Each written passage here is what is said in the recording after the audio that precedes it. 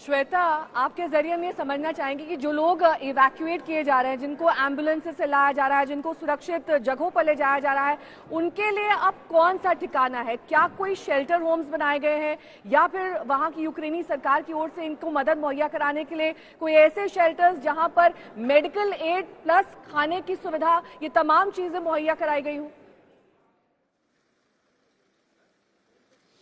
नहीं नेहा, इस चीज के लिए शायद वो तैयारी नहीं की गई थी, तैयारी उस हिसाब से की नहीं गई थी और इसीलिए आज हम ऐसा नहीं कह सकते हैं कि परिस्थिति कुछ वैसी है, कुछ उस तरह की तैयारियां की गई हैं। नहीं, यहाँ पर अगर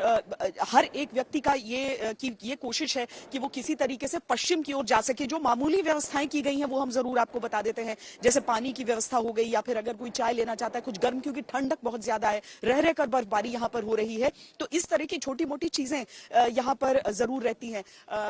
हथियारों को यहाँ पर रखा गया है, जो सैनिक है वो यहाँ पर हैं, जो जिन मोलोटोव कॉकटेल्स की हम बात करते हैं उसके हमें यहाँ पर बास्केट्स नजर आ रहे हैं, जिसे हम सामान्य भाषा में पेट्रोल बम कह दें, तो उनके बास्केट्स आपको यहाँ पर नजर आ रहे हैं कि ताकि जो सिविलियंस हैं वो भी अगर डेवलप करना चाहें, वो भी अगर कोशिश करना चाहें कि वो आगे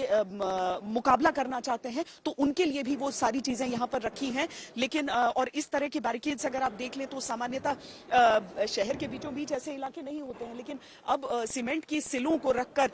और साथ में उसके रेत की बोरियों को रखकर ये कुछ एक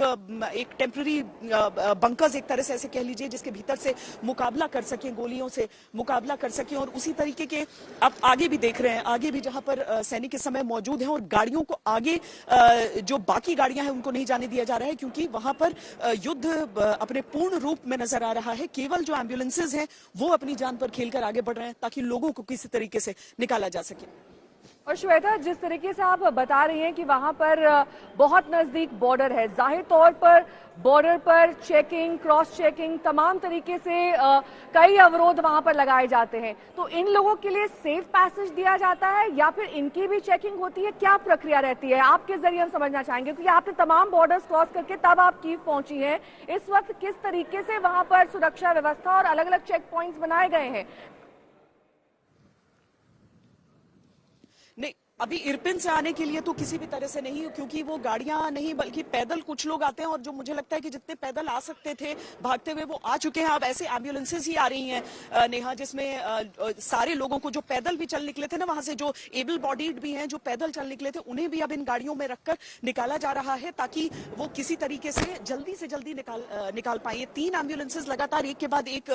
वो आगे पहुंच रही है। हालांकि एक दूसरी एम्बुलेंस अभी रास्ते में ही रुकी हुई है। जाहिर है कि जैसे ही गोलों की आवाज, जो कि यहां प्रत्यक्ष हमें सामने बहुत तेज सुनाई दे रहे हैं, जैसे ही उन गोलों की आवाज तेज होती है, गाड़ियां बढ़नी आगे थोड़ी सी देर के लिए रुकती हैं, लेकिन